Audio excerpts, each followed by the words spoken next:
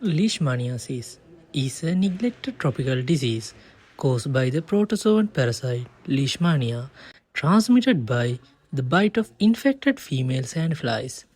Let's see how medical interventions are used to combat parasitic diseases and what are the challenges in controlling their spread. We met a patient who has been living with cutaneous leishmaniasis for the past 5 months and now completely recovered. She has had a persistent lesion on her right forearm. Let's hear her story. එතකොට ඕක කොයි විදිහටද තිබ්බේ? ඉස්සල්ලාම පොඩි චූටි බිබිලක් තමයි තිබුණේ. ඒක වටේට කළු වුණා. ඊට පස්සේ චුට්ට ඒකේ තුවාලේ තියෙනවා හොඳ වෙන්නේ නැති නිසා තමයි ස්පිරිතාලෙට ගියේ. ඒක දිගටම අපි ටික කාලයක් බෙහෙත් කරා. ඒ ටික බෙහෙත් කරනකොට අර තුවාලේ ටික වේලුණා. චුට්ට කසන ගතිය අඩු වුණා. වටේ තියෙන කළු පාට ගතිය අඩු වුණා. අවසානයේදී කොච්චර තුවාලේ වේලුණත් ඒ කැළල මැකෙනකම් ප්‍රතිකාර කරන්න ඕනි කියලා තමයි डॉक्टर අපිට කිව්වේ. ඒකේ තියෙන බරපතලකම ගැන වෛද්‍ය උපදෙස් අපිට ලබා දෙන නිසා අපි මම නම් හිතනවා ඒක වඩාම වැදගත් වෛද්‍ය උපදෙස් පිළිපදින එක. ඇත්තටම දැන් මේ හොඳටම හොඳයි.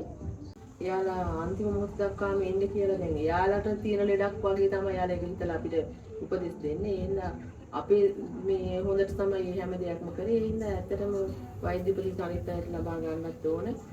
The experience of this patient reveals the importance of medications in parasitic diseases.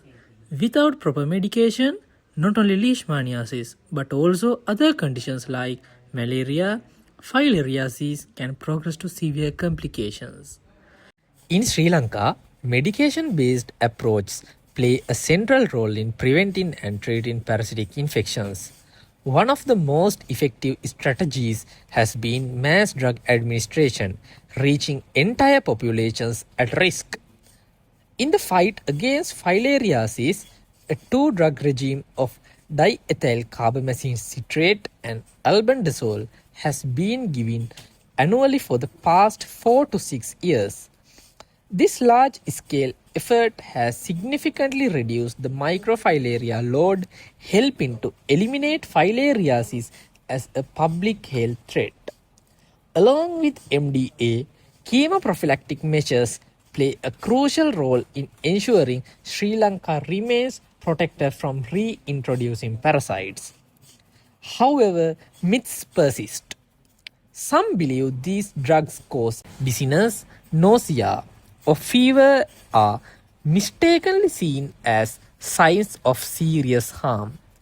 In fact, these symptoms show the drugs are working to fight the parasites.